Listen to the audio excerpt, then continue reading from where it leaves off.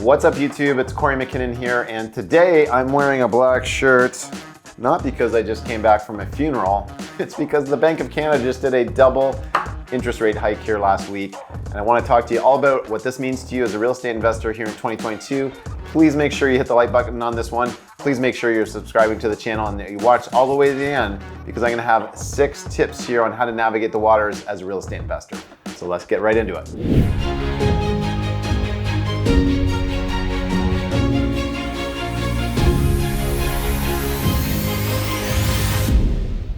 Okay, so unless you're living under a rock for the past week, I wanted to wait a week to film this video just to see how things would shake out.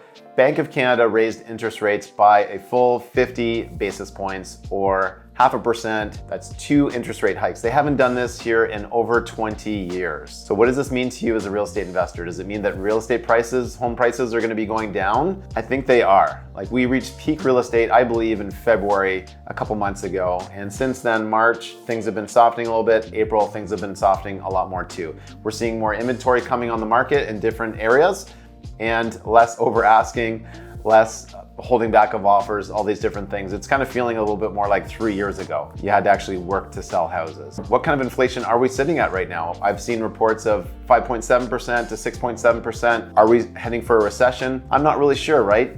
That really depends on consumer sentiment, how much people are going to continue spending. What's the government going to be doing to get us out of this here? They just really wanted to set a really strong message, lay down the hammer, to let people know that they wanted to pump the brakes on, these rapidly increasing home prices, right? They said that they were going to raise it by 50 basis points, and they did. So they actually followed through on what they were going to do. So, is this a bad thing? Well, money has been extremely cheap right now. If we were to go back on the time machine, when I first started real estate investing, it was back in 2005, and I was lucky to get a mortgage rate at 5% when things were going at 5.5% or 6%. So since then, interest rates have been steadily going down. They bounce up and down a little bit, but we were getting down to like 2%, lots of times under 2% for a mortgage.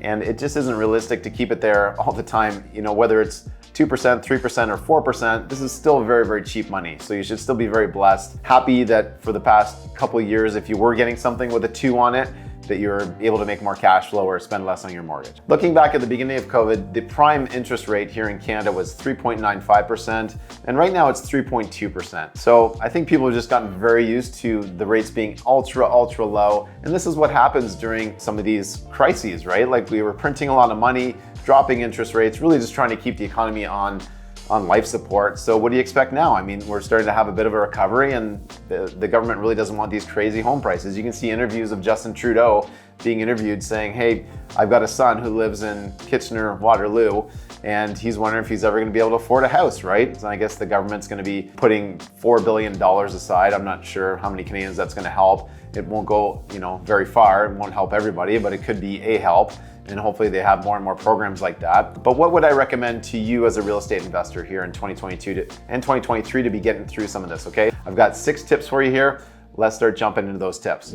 All right, so tip number 1, you need to be stress testing all of your deals by at least 1 full interest rate percent higher. If you're not doing that, then shame on you. You really should be doing this with any deal that you're doing, okay? Whether interest rates are at 2, 3, 4, 5, 6, 7%, you need to be budgeting for 1 full percent higher. Make sure you're stress testing all your things higher. Point number 2, you need to be buying properties that have more cash flow. If you're not buying a property that's cash flowing $500, $700, maybe even $1,000 per month, when we have these big swings in interest rates, you're gonna be losing profit, okay? You need to be in a profitable business, and if one of your costs of materials is lending or debt, you need to be prepared for that to go up and down and fluctuate. So what can we do to make sure we have cash flowing properties? Well, you might need to offer more services to your clients who are your tenants. Maybe you're gonna have to offer extra things on the property, perhaps furnished rentals, doing a mix of that. I've been doing that in a lot of my multifamilies, and it's been a very nice complement to our cash flow. We're up to about 15 furnished units right now, and it's been going awesome. So make sure that you're getting cash flow on all of your properties. Too many people are buying properties where they're breaking even, and when this sort of thing happens, they think that they're breaking even. They're actually doing worse. They're actually bleeding, or they're upside down when you actually do the real math come tax return time. And then interest rates go up and they just get smashed even more, and they're losing $300, $400, $500 a month. It doesn't make sense to hold any property unless you're a speculator, unless you want to gamble. All of our properties need to cash flow, and yours should too. All right, the next point is you need to practice patience. Okay, so patience doesn't cost you anything. However, it's extremely valuable in this sort of an environment. So you gotta make sure that you're balancing out patience with still taking action and searching and looking for deals everywhere that you go, talking to people, letting people know what you wanna buy and what you're doing as a real estate investor. When you talk to enough people, you'll start to find off-market deals just by spreading the word around enough about what you're doing, whether it's in person, at networking events, or on social media. You gotta practice patience and be working hard to find your next deal. Okay, next point here. This is a message to all the flippers out there, to my flipper friends. You need to make sure that you can be flipping with speed, because if you aren't, flips are taking you 4, 5, 6 months. Some people are even taking 8 to 12 months on a flip just because of material delays and contractor delays. You are gonna get smashed on the head. If a $600,000 home that you thought that's gonna be the aftermarket price or the ARV, and now it's $550 and then it goes to $500, you're only expecting to make $50,000 on that flip. You worked really hard to find it, you worked really hard to renovate it, now all your profits are gone. So what can you do? Well, maybe actually go sell that off to another person, end user buyer who's pretty handy and they can actually go do the renovations themselves. That would be a good idea. Just go and flip the contract and make a little bit of money on that sell. You could do a custom flip as well. It could be a bit more of a pain in the butt because now you're gonna become a custom home builder to someone who's never probably done a custom home build before, but at least they get a chance to pick their paint, their floors, their counters, all those custom items, and that's something that they would maybe pay a premium for. So instead, you could be doing things like wholetailing, which is when you buy the property, you close on it, you pay the closing costs, you do some very quick renovations, like maybe you just clean it, you paint it, you spruce up the yard a little bit, get the junk out of the house, throw it back on the market, make a little bit of a profit.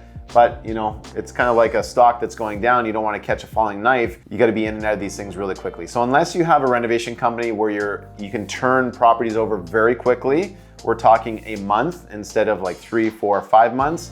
That is how you're gonna get ahead as a flipper, or stick to very cosmetic renos, which happen quicker anyways. Now, my last point here for the audience is you need to be getting equity on the buy. It's so important. Getting equity on the buy, getting profit on the buy. We all like to buy things on sale. And if you aren't working hard enough, if you don't know how to buy things for a discount on the market or off the market, that's something that you should work harder to learn. There's lots of great videos here on YouTube. I teach these things on my channel here. You might wanna get a mentor, you might wanna get educated. Whatever it means, if you can just get that property for 5 or 10% under market value on sale because it's got some problems and some things that need to be overcome, that is gonna be your advantage to make more profit and have that insulation in case interest rates do go up again. So that's my tips for you here today, folks. Hopefully this resonated with you. Make sure you're hitting that subscribe button. Please make sure that you're smashing the like button for us. Drop a comment below. We really appreciate it. And until next time, friends, do not wait on the sidelines when it comes to buying real estate. There's always deals in an up market, down market, sideways market.